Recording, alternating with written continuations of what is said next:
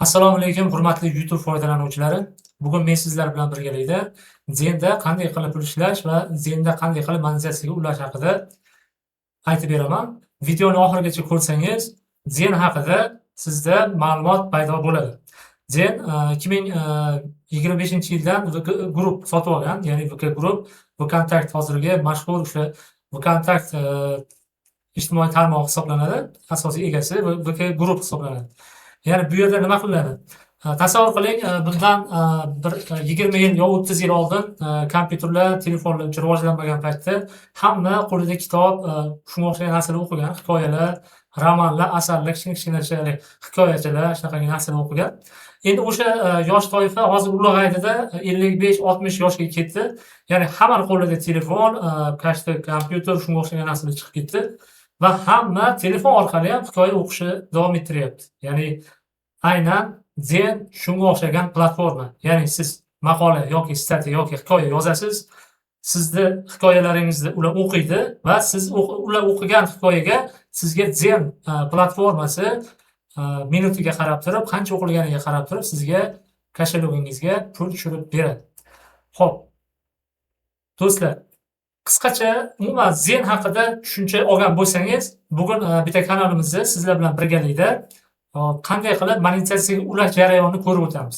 Ya'ni buni shartlari bor, monetizatsiyaga ulash sharti qanday bo'ladi? Ya'ni siz obunachilaringiz tomonidan, aynan obunachilaringiz, masalan menda 295 ta obunachi bo'ladigan bo'lsa, ana shu obunachilar tomonidan 1 oy mobaynida 30 soat, mana bu yerda soati chiqib turadi.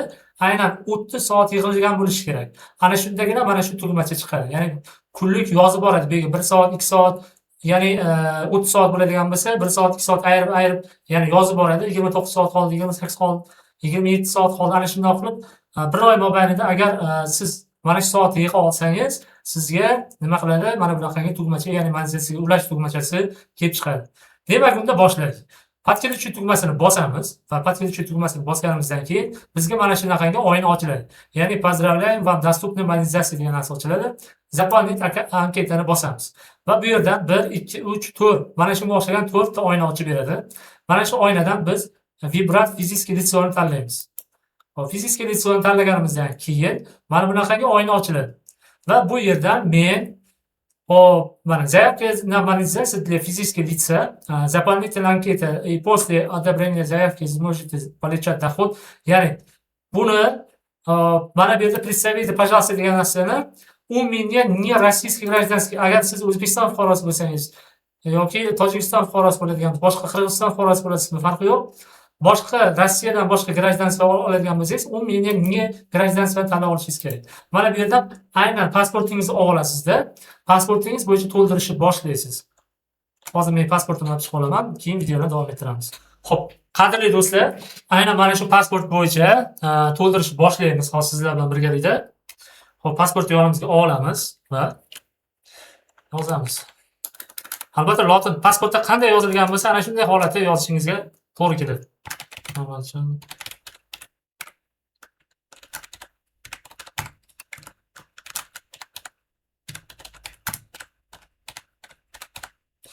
Xo'p, yozdim. Bu yerda endi qarang, kiril tiliga o'tib olasizda, u deb yozasiz mana. O'zbekiston chiqadi mana shu yerdan.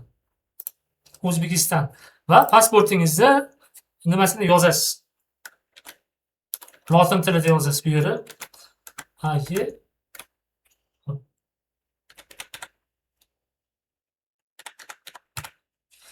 Va mana bu ma'lumotni to'ldirganingizdan keyin mana bu yerda data rождениeni yozasiz. Tak, ketdik. Mana bu yerga endi o'rtoqlar, aynan pasportingizni oldi qismini yozishingiz kerak. Ya'ni pasportingiz oldi qismini yuklashingiz kerak. Rasm holatida, JPG holatida yuklaysiz bu yerga. Bu yerga orqa qismiga, ya'ni rasm holati JPG holatda orqa qismini yuklaysiz. Va hop, buni yuklaganingizdan keyin, hozir men yuklayman. Hop, videoni davom ettirishimiz uchun endi biz telefonimizda, aynan telefonimizda Zen platformasini tortib olgan bo'lishimiz kerak. Ya'ni Zen platformasi qanday bo'ladi? Men sizlarga ko'rsataman sizlarga. Hop. Aynan mana shunga o'xshagan qora mavzu ekranda ko'rsatib o'taman sizlarga. Zen platformasi bo'ladi. Aynan shuni ochib olamiz. Ya'ni kanalimizni kirib olishimiz kerak. Bu yerdan orqaga qaytamiz. Orqaga qaytsak hech nima bo'lmaydi. Bu o'zgarib ketib qolmaydi, o'zi saqlaydi. Ana shu saqlagandan keyin bu tomonini endi nima qilamiz? Telefonda davom ettiramiz. Hozir videoni to'xtatib, davomidan sizlarga aloqaga chiqaman. Xo'p, hurmatli do'stlar, ana endi ikkinchi bosqichga yetib keldik. Ana shu yerdan telefonimizni ulab olamizda, bu yerda Z platformasini ochamiz va kanalimizni ochib olishimiz kerak. Kanalimiz oldin ulangan bo'lishi kerak, ulab olgan bo'lishimiz kerak. Biroz kutamiz. Mana mendagi kanal va bu yerdan studiyaga kiraman. Studiyaga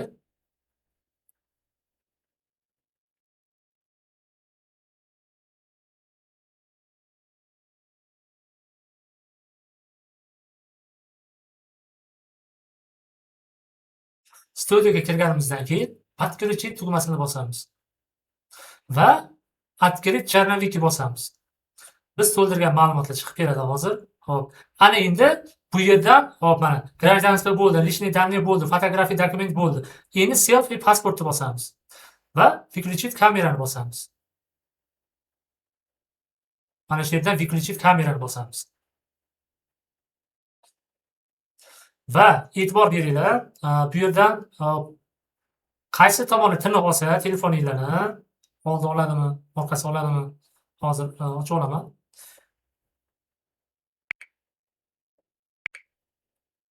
Masalan, bu sal tiniqlashtirib olasizlar, ekranni обязательно tiniqlashtirib olganingizdan keyin mana shu holatda, ya'ni pasportinglarni mana shu holatda yaqinlashtirib, aniq tiniq qilib olasizlar. Ya'ni ko'rinishi kerak. Ana shu holatda ko'rinishi kerak o'rtoqlar. Ana shu holatda tushirib olganingizdan keyin hop orqaga bitta qaytamiz.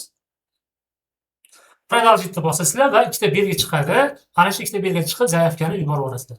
Shu bilan Xudo xolasa uzog'i yarim soat 40 minutda sizga javobi keladi. Agarda отказ qiladigan bo'lsa, mana shu web kameradan bo'ladi. Ya'ni kamerangizda tiniqmasligidan kelib chiqadi. Shuning uchun iloji boricha tiniqroq, aniqroq qilib ko'rsatishga harakat qiling. Do'stlar, sizlarga bugun asosiy nima shular edi. Ya'ni senda monetizatsiyaga qanday ulanadi? Keyingi darslarda Xudo xolasa men sizlar bilan yana bitta ajoyib bir yangiligim bor. Keyingi videoda aynan monetga ulangan kanallar yoki rekomendatsiyadagi kanallarni qanday qilib sotuv bo'limiga chiqarish, sotuv bo'limidan qanday qilib sotib olish, shular haqida gaplashamiz. Shu bilan bugungi darsimiz o'z nihoyasiga yetdi. Keyingi darsda ko'rishguncha sog' bo'linglar, salomat bo'linglar. E'tiboringlar uchun rahmat.